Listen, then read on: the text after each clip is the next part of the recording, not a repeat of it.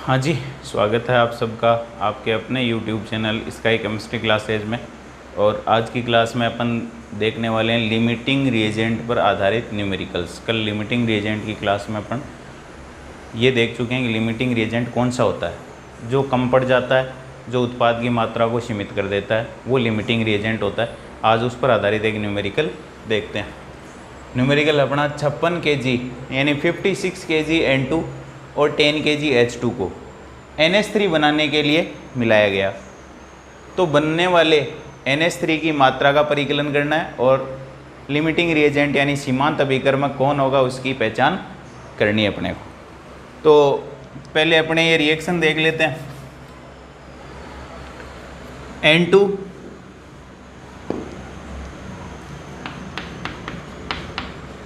इसकी balance equation सीधा लिख लेते हैं। आपको बैलेंस करना अब तक आ जाना चाहिए था, बता दिया आपको पिछले वीडियोज में।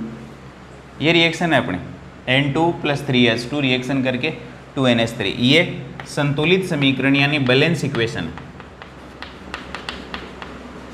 अमोनिया के निर्माण की संतुलित समीकरण। अब इसके अंदर, इस रिएक्शन के अंदर 1 मोल रिएक्शन कर रहा है N2 का, यानी यहाँ 1 लगा हुआ है, मोल में लेंगे तो 1 मोल। इसके 3 लिखा हुआ है स्टोइकियोमेट्रिक गुणांक, तो ये 3 मोल H2 के साथ रिएक्शन हो रही है। और NH3 के आगे 2 लिखा हुआ है, तो इसका मतलब मोल के अंदर ये 2 मोल बन रहा है। यानी N2 का 1 मोल NH3 के H2 के 3 मोल रिएक्शन करके 2 मोल क्या बनाते हैं NH3। अब अपने को क्या दे रखा है क्वेश्चन के अंदर,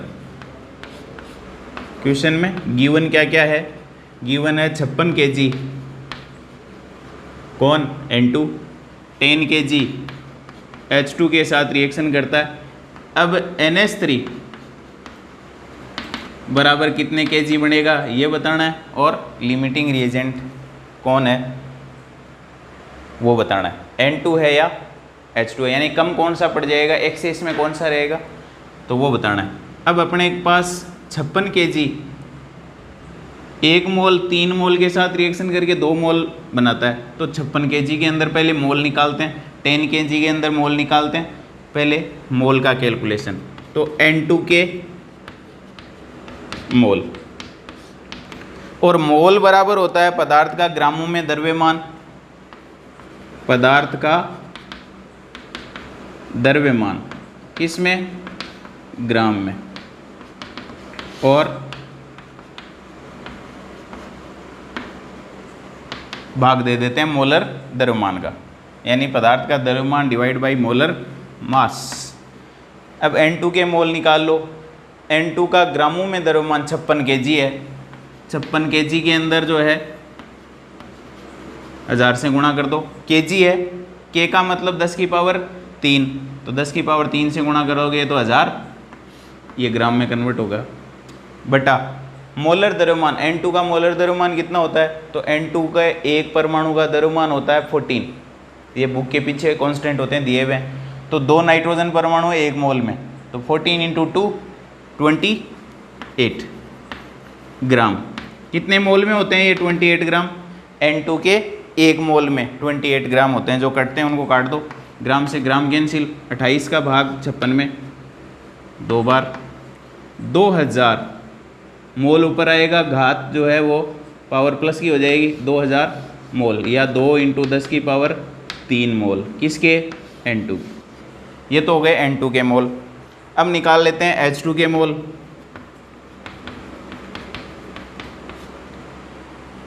तो H2 के मोल निकालने के लिए क्या करोगे, H2 का द्रव्यमान कितना दे रखा है 10 kg। 10 kg का मतलब 10,000 ग्राम, 1000 से गुणा कर दो kg को, ग्राम में कन्वर्ट हो जाएगा। और H2 का मोलर द्रव्यमान, तो हाइड्रोजन के एक अणु के अंदर कितने परमाणु हैं, 2। एक परमाणु का द्रव्यमान 1 होता है, तो 2 परमाणुओं का द्रव्यमान 2, 1 + 1, 2 ग्राम हो गया। कितने मोल में, H2 के 1 मोल में कितने ग्राम हो गए, 2 मोल, वो होता है मोलर द्रव्यमान। ग्राम से ग्राम कैंसिल, 10,000 में 2 का भाग दोगे 5000 बराबर 5 × 10 की पावर 3 मोल ऊपर आएगा तो घात पॉजिटिव, ये आ जाएगा। कितने मोल इसके हैं। अब अपना सवाल है कि 1 मोल के लिए 3 मोल चाहिए, 1 मोल N2 के लिए 3 मोल H2 की आवश्यकता होती है, तो 2000 मोल के लिए कितने H2 के कितने मोलों की आवश्यकता होगी। तो मैं यूँ लिख दूँ 1 मोल N2 बराबर 3 मोल H2। ठीक, 1 मोल N2 के लिए चाहिए 3 मोल H2। अब इसको इकाई गुणक में कन्वर्ट कर लेते हैं, यानी इसका भाग उसमें दे दो और उसका भाग इसमें दे दो, तो ये हो जाएगा 1 मोल N2 बटा 3 मोल H2 बराबर 1 बराबर 3 मोल H2 बटा 1 मोल N2। ये हो गई बात। अब अपने को कितने मोल में चाहिए, 2000 मोल में। 2000 मोल के लिए 1 मोल N2 के लिए 3 मोल H2 चाहिए, तो 2000 मोल N2 के लिए H2 के कितने मोल होंगे। तो अपन इसको यूँ लिख सकते हैं 2000 मोल N2 बराबर, दोनों तरफ लिखेंगे 2000 मोल N2 गुणा उस इकाई गुणक से गुणा कर देंगे जिसमें H2 ऊपर है। N2 से N2 क्या हो जाना चाहिए, कैंसिल, यानी 2000 मोल के लिए अपने को कितनी N2 चाहिए, H2 चाहिए, वो आ जाएगा। तो 3 मोल H2 ऊपर है इसके अंदर, इसे गुणा कर दो, तो 3 मोल H2 बटा 1 मोल N2, N2 से N2 वाला पोर्शन कैंसिल, 2 तियाँ 6, कितना आ जाएगा 2000 मोल N2 के लिए आवश्यक H2 के मोल कितने हो जाएंगे, 2000 इंटू 3 बराबर 6000 मोल आगे H2।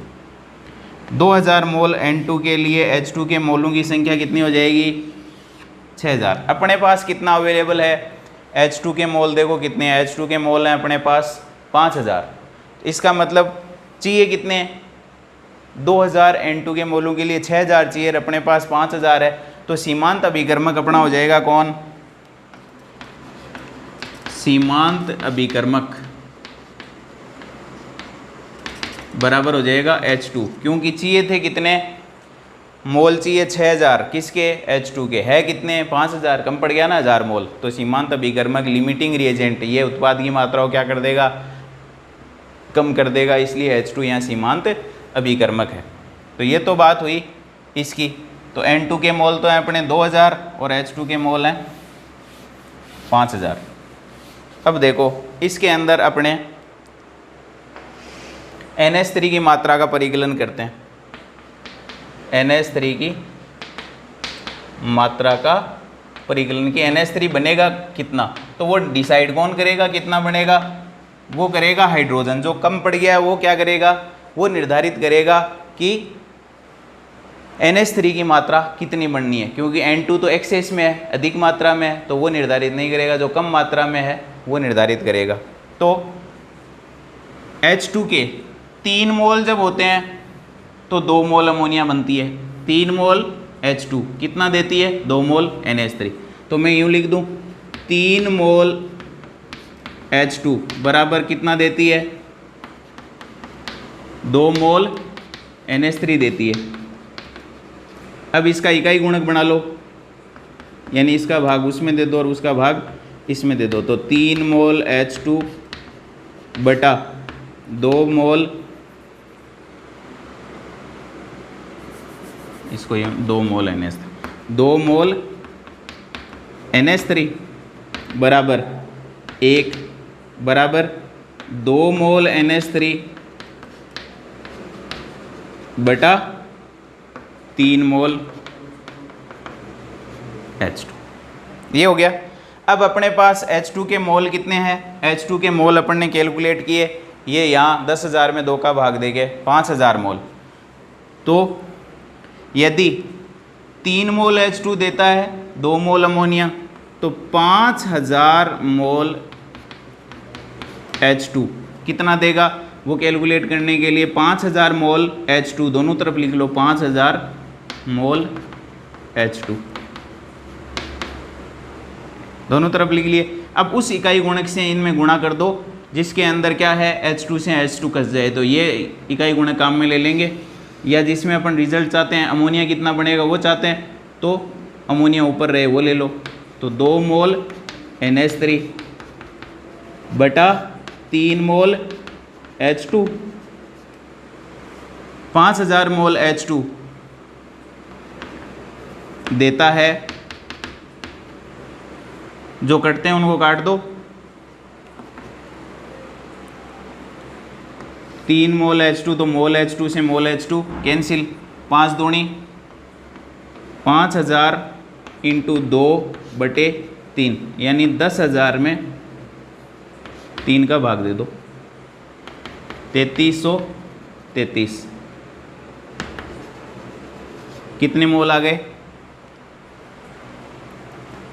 3333 मोल NH3 तो 5000 मोल H2 देता है बराबर 3333 मोल NH3। अब अपने को ग्रामों में द्रव्यमान चाहिए, तो मोल को ग्रामों में कन्वर्ट करने के लिए मोलर द्रव्यमान से गुणा कर दो, यानी मोल बराबर होता है पदार्थ का ग्राम बटे मोलर द्रव्यमान।